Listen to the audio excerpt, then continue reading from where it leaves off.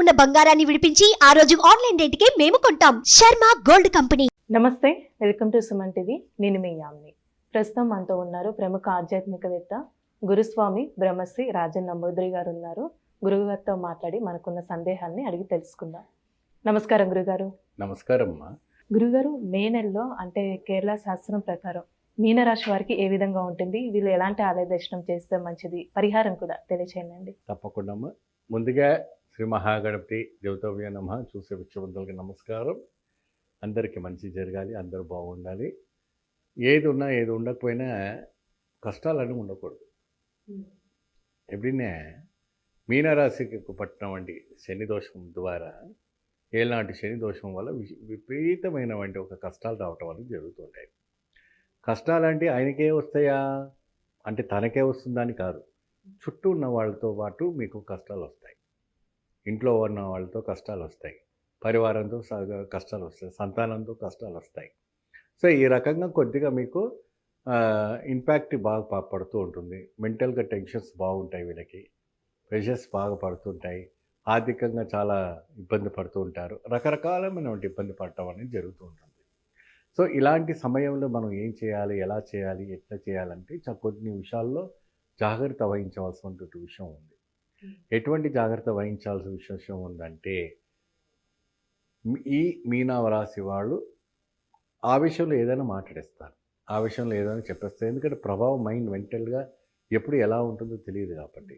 So ఉద్యోగం పరంగా చూసుకున్నా, వ్యాపారం పరంగా చూసుకున్నా, మరి అనేక రకాల రంగంలో ఉన్న వాళ్ళకైనా, మరి అదే విధానంగా రాజకీయ నాయకుల్లో మీరు ప్రవేశిస్తున్నారు, మీరు రాజకీయంగా ఇప్పుడు పోటీ పడుతున్నారంటే పోటీ చేయకుండా ఉండకపోవడమే మంచిది.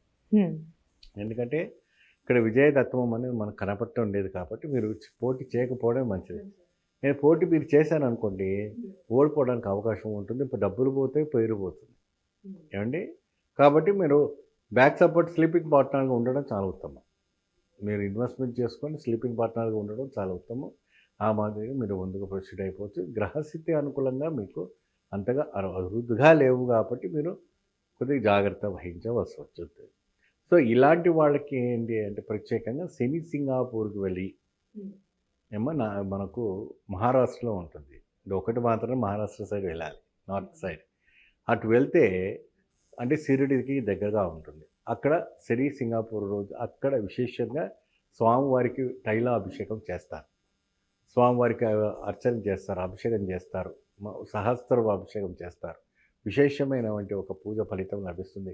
ఎప్పుడైతే కూడా శనీశ్వరునికి మీరు పూజ ఆరాధన చేస్తున్నారో, శనీశ్వరునికి మీరు బాగా గట్టిగా మీరు పట్టుకొని ప్రార్థన చేస్తే దివ్యమైనటువంటి ఒక ప్రసాదం లభ్యం అవుతుంది.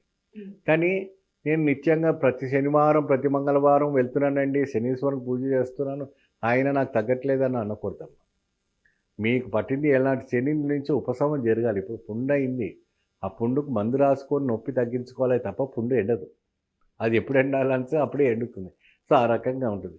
సో ఈ రకమైనటువంటి పరిహారం మరి దానికి దానం ఏ విధానంగా చేసుకుంటే సరిపోతుంది గురుగారు అంటే, నేను ఇదివరకు కొన్ని కార్యక్రమాలు కూడా చెప్పి ఉన్నాను.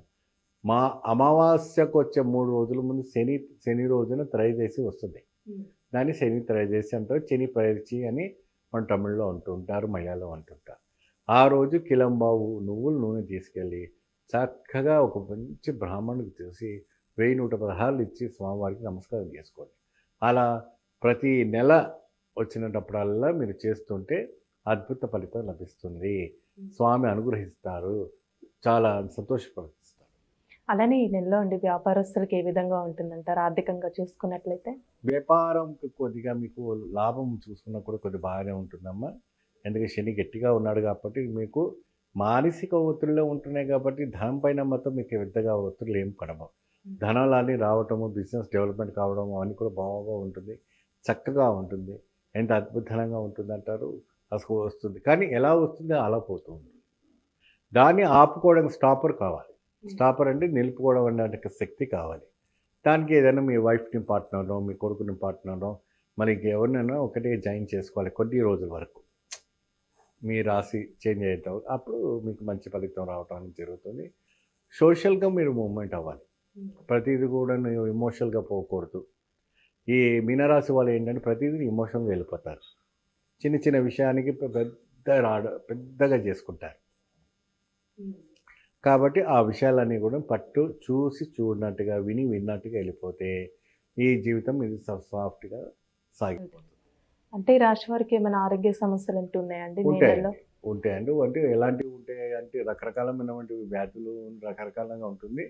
ఈ మే నెలలో మాత్రం చాలా ఒత్తిడి ఉంటుంది. ఆర్థిక పరంగా, మానసిక పరంగా అనేక రకమైన ఒత్తిడి ఉంటే ఆ ఒత్తిడి నుంచి ఉపశమనం జరగాలంటే మృత్యుంజయ మంత్రాన్ని జపించుకోవడము చాలా ఉత్తమం. శనీశ్వరుడు గాయత్రి జపించుకోవడం చాలా ఉత్తమం. శనీశ్వరునికి ప్రత్యేకమైనటువంటి శని త్రయోదశి, శని పరిచి రోజున విశేషమైనటువంటి ఫలితం చేసుకోవచ్చు. మళ్ళీ తర్వాత మీకు ఏదైనా ఇంక పవర్ఫుల్ మంత్రాలు కావాలి గురుగారికి, మేము ఇంట్లో కూర్చొని జపం చేసుకుంటే మనం కింద స్క్రోల్ అయ్యే నెంబర్కి మీరు కాల్ చేస్తే ఖచ్చితంగా అటువంటి మంత్రం మీకు ఇవ్వడం జరుగుతుంది. మీకు జీవితంలో మంచి మార్పు రావడం అనేది జరుగుతుంది. వివాహానికి సంబంధించి కూడా ఎలా ఉంటుందండి? వివాహానికి కొద్దిగా ఆలస్యం అవడానికి అవకాశం ఉంటుందమ్మా. ఇప్పట్లో వాళ్ళకి గట్టి బలం లేదు కాబట్టి వివాహాన్ని కొద్దిగా పోస్ట్ పోన్ చేసుకుంటే బాగుంటుంది.